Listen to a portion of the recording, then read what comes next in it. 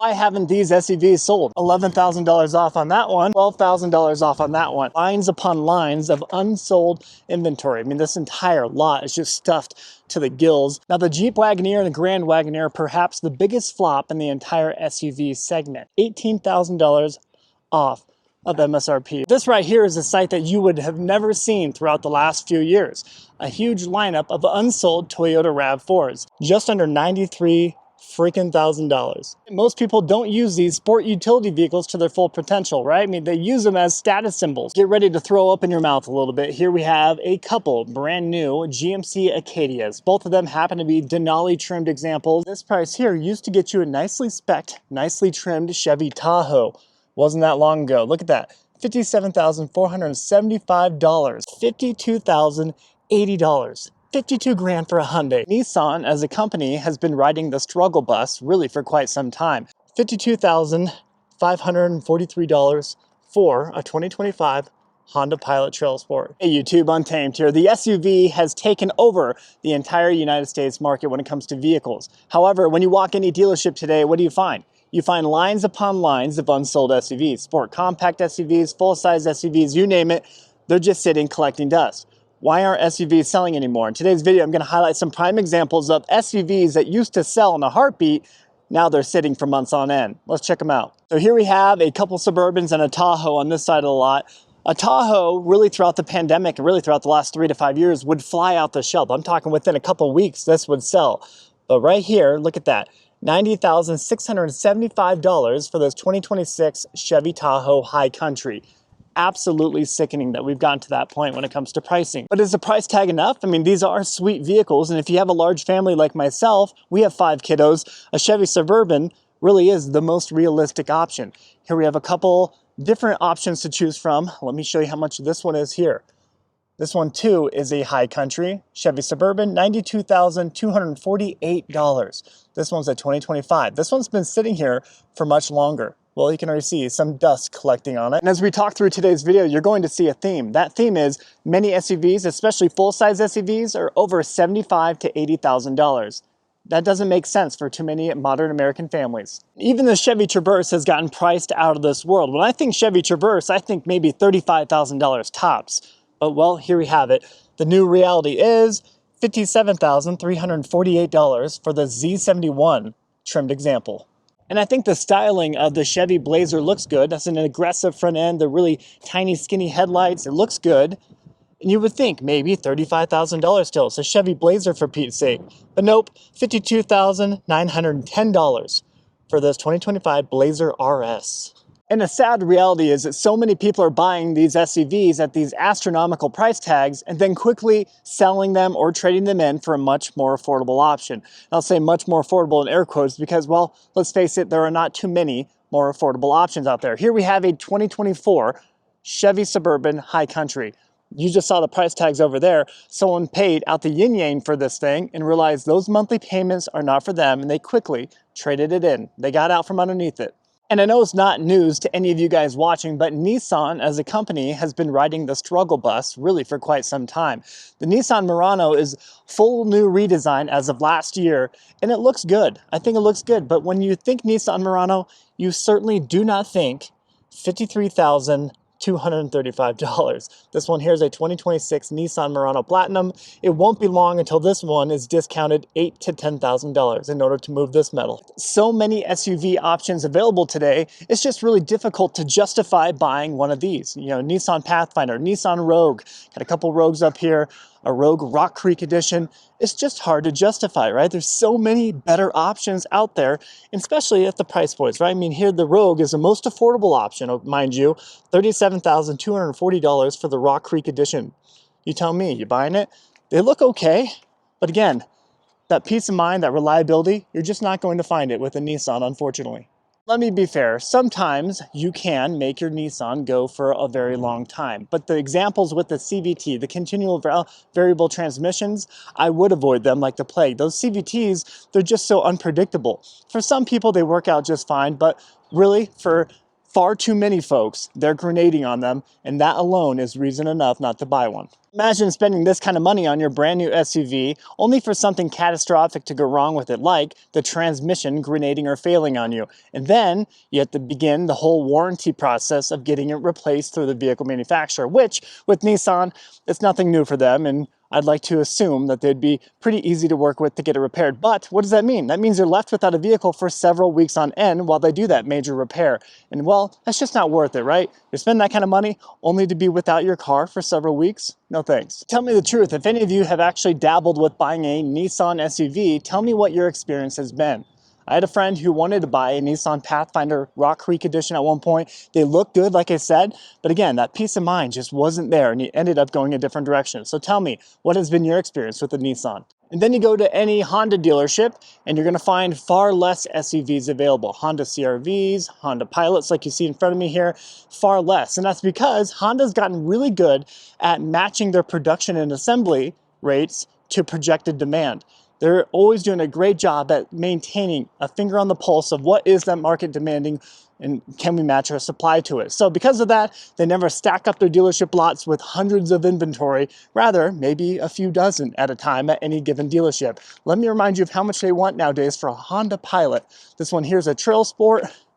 Hopefully you're gonna be able to see it, guys, but $52,543 for a 2025 Honda Pilot Trail Sport. You tell me, you buying it? This brings me to today's video sponsor. That is Last Fit Lighting. Today I'm pretty excited. I'll be installing these LS Plus LED bulbs into our 2020 Chevy Suburban behind me, as well as some T3 blinkers for us. So I'm excited to showcase that to you guys. I've been very pleased with my Last Fit floor liners that I put into my Ford F-150 Raptor a few weeks ago. So today I'm excited to put these on, try them out, and compare them to the stock standard halogen bulbs that are in my Suburban. So stick with me. Guys, I just wrapped up putting in both the high beams as well as the front turn signals here in the Chevy Suburban, and it looks so much better. The LS Plus 9005 high beam bulbs that I put in are so much brighter. We're talking about 7 times brighter than your typical halogen bulb, with them having about 65 watts of power per bulb. So you can definitely tell as we have the high beams on. I'll put some side-by-side B-roll up here to show you what it looked like before with the halogen bulb and now with these awesome Last Fit bulbs in there. And when it comes to the turn signals here, the OEM ones that I had on it before were so dim.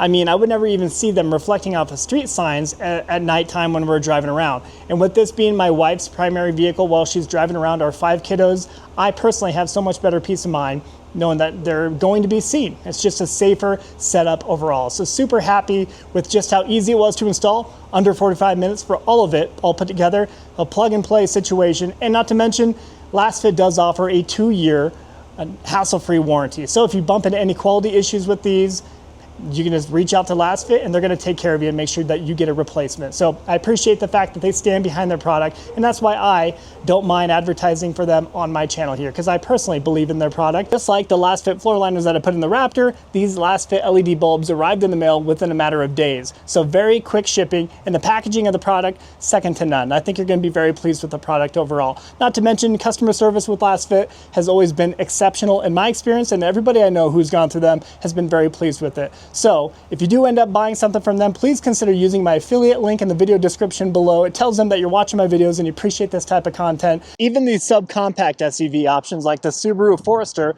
have gotten completely out of touch.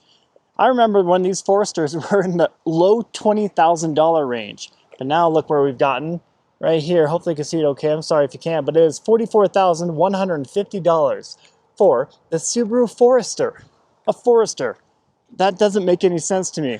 Like, why haven't these SUVs sold? Here we have a few examples, well, 4 examples of Cadillac Escalade IQs. They're even being advertised with $11,000 off on that one, $12,000 off on that one, and $12,000 off on that one. That doesn't do much with their original $160,000 plus price tags though. Absolutely insane. You know, I wonder why they're not selling, because obviously this vehicle was targeted at the upper 1%, right? The top wealth earners within America. This was targeted at them, the super wealthy. But even they are voting with their pocketbooks right now. Even they are saying no thank you to these vehicles. They're overcooked. And well, get ready to throw up in your mouth a little bit. Here we have a couple brand new GMC Acadias. Both of them happen to be Denali trimmed examples. Get a load of these price tags. I remember when this price here used to get you a nicely spec'd, nicely trimmed Chevy Tahoe. Wasn't that long ago. Look at that, $57,475 for this 2025 Acadia. They're gonna have to get pretty sporty, pretty creative if they wanna move these already, quote unquote, old, 1-year-old inventory items here. 2025 sitting collecting dust. And do you remember when the Hyundai Santa Fe came out with this full new redesign, kind of a bold redesign, right? That boxy, very kind of futuristic look, pixelated headlights. A lot of people were pretty excited about this thing. Not anymore. Go to any Hyundai dealership and what will you see? You'll see lines upon lines of unsold inventory. I mean, this entire lot is just stuffed to the gills. Hopefully you can kind of see what I'm talking about here. Let me give you an idea. And I'll remind you of just how much they want for these bad Johnnies. They, although they've come leaps and bounds over what they used to look like, just in recent years, they look much better. In my personal opinion, they do not warrant the price tags they're trying to get for them. Let me try to find an example for you and show you just what we're working with. This is a lower, lesser trimmed example. We got a higher trimmed right here. Let's look at the lesser trim first. So this might be just as affordable as it gets for the Hyundai Santa Fe, $41,590. This one here, sporting the 2.5 liter turbo all-wheel drive SEL. Let's look at this one next door. Has some swankier wheels anyway. Let's see how much they want for this one. You may not be able to see it too well, but $53,030. So pretty big difference. You got a calligraphy edition over here, the hybridized example. Pretty wild, the price difference, huh? And I know it's a harsh reality to hear for some folks, but these South Korean vehicle manufacturers like Hyundai and Kia, they haven't always been this, right? They've always kind of generally been the quote-unquote throwaway vehicle. And what I mean by that is the very, very cheap, very affordable vehicle that you can drive for maybe 3 to 5 years before things start falling apart on you, right? But it was worth it because the price tag was extremely low. That's not the case anymore. I just showed you, right? We're in the $50,000 plus range for Hyundais. That's kind of wild to say out loud. These, no kidding, were about $10,000 to $18,000 not that long ago, right? Not anymore. And same goes for the Hyundai Palisade here. Let me show you an example of an XRT, the little more off-roady version, if you will. Look at that, $52,080. 52 grand for a Hyundai. That's just saying it out loud. Doesn't feel right whatsoever. You tell me. Let's face it, most people don't use these sport utility vehicles to their full potential, right? I mean, they use them as status symbols. They want to fork over $1,500 to $2,000 per month for their monthly payments on their Ford Expeditions here. You know, their Ford Bronco Raptors, and well, many times they don't even leave the pavement. They use it because they want to flex on their neighbors and flex on the people that they see online. We've become the TikTok generation. And you know, it's a sad day when America's iconic family hauler, the Ford Explorer, has been priced to the moon. Many of these examples here are in the mid $60,000 range. Heaven forbid you have a large family and you need an Expedition, the larger Expedition, get ready to fork over $70,000 plus. We have the most affordable option here, the Ford Expedition regular length active. Then we have a Expedition Max Platinum. Let me show you the price tags on them. Here on the active, you're still over 70 grand, $71,805. Pretty wild. Let's check out that Platinum. Hope you're sitting down for this. This is the all new, full redesign Expedition, mind you, and they're already collecting dust. Just under $93,000. Can you believe that? They look good, right? But they would look a lot better at $55,000. Here we have a pretty drastic difference of the big body Bronco examples. Here we have a Big Bend Bronco, and then of course, a Bronco Raptor, $85,000-ish, and right at $50,000. That's how different they can be in pricing. So many Ford dealerships have a ton of Ford Bronco Sports just sitting collecting dust. They are selling, but they bring on so much inventory. They're massively producing this vehicle because of the price point. Many of these are right around that mid $30,000 range. Most Americans can justify a monthly payment on a $35,000 vehicle. They don't love this thing, they're not wildly excited about it, but they can justify it. This right here is a sight that you would have never seen throughout the last few years. A huge lineup of unsold Toyota RAV4s. These were generally pre-sold before they even got to a dealership, largely thanks to the price point. But why aren't these even selling? just under $39,000 for this Toyota RAV4 XLE Premium, all-wheel drive. And we have a whole lineup of them. An LE here, another XLE, a huge lineup of them. I don't get it. Why aren't these RAV4s selling? If I'm being honest with you, I'm actually partially surprised at how quickly the 6th generation 4Runner is already collecting dust and stacking up at dealership lots. These were actually withheld at port due to a quality control hold. So these were held up for a long time. So many of these were, as you'd imagine, pre-sold before they got to a dealership. So a lot of customers were just waiting for it. And this is the new cheese, new 6th generation, but it does sport a hybridized 4-banger underneath the hood. This one here is an off-road premium. It does not have the hybridized 4-cylinder. The one next door to it does. I'll show you that one too. But look at that, not even the quote-unquote top-of-the-line engine, just under 60 grand. The top-of-the-line TRD Pro back in 2024, the last year of the 5th generation, was about $56,000. Top-of-the-line TRD Pro. These are not top-of-the-lines here. This one here, $56,134 for this hybrid example of a TRD off-road. This is still built out of Japan, so they get style points for that. And right next door to it, we have the behemoth, the Toyota Sequoia. Toyota produces a lot less of these comparatively to the Toyota 4Runner and Land Cruiser. $80,418 for this limited example. This one is sporting the iForce Max, which in the Sequoia is a twin-turbo V6, hybridized V6. You tell me, you dropping that kind of coin for a Toyota Sequoia with zero space beyond that third row? Now, the huge lineup of unsold Toyota RAV4s over there is a mystery to me. This right here is a bigger mystery to me. A lot of people love the TRD Pro examples, myself included. I've always loved TRD Pros. Now the Trail Hunter. Get a load of this though. I mean, this one here has been sitting here for several weeks. Brand new Toyota Sequoia. Price point is, hopefully you can see it okay. Price point is $83,645. It's been sitting here for a while. These are just sitting at dealership lots right now. You would have never, ever seen that throughout recent years, especially during the pandemic. That was never happening. Here we have a few more TRD Pros, a Trail Hunter and a Tundra TRD Pro. And well, when I show you here behind me, there are a dozen of used, lightly used new generation Sequoias sitting on the lot. People are not wildly excited about this vehicle. The new Toyotas in general, especially the Sequoia and the Tundra, they've deviated far too much from what Toyota has always been, and that's reliable, simplistic, and affordable. These are not that anymore. They're over complex. Underneath the hood, you got that very complicated twin-turbo V6, a hybridized V6, a giant battery pack strapped beneath the third row out here, taking some of the cargo space. This here is just overcooked and overdone. You can't pop the hood and work on this vehicle with any level of confidence, and that's why, well, you see so many of them lightly used on dealership lots. People are not excited about these at all. Now, the Jeep Wagoneer and the Grand Wagoneer are perhaps the biggest flop in the entire SUV segment. And don't take my word for it. Do some research online. You'll quickly realize that these are regularly being advertised at 10 to 20% off. $16,639 off that particular one. Almost $13,000 off that one. Almost $19,000, $20,000 off of this one. $18,000 off of MSRP, but the original MSRP over 6 figures, $106,605. So is it really worth it? I mean, 15, 20% off a vehicle that's already 40% overpriced doesn't really feel that great now, does it? To me, the Jeep Grand Cherokee has always just been a very underwhelming vehicle.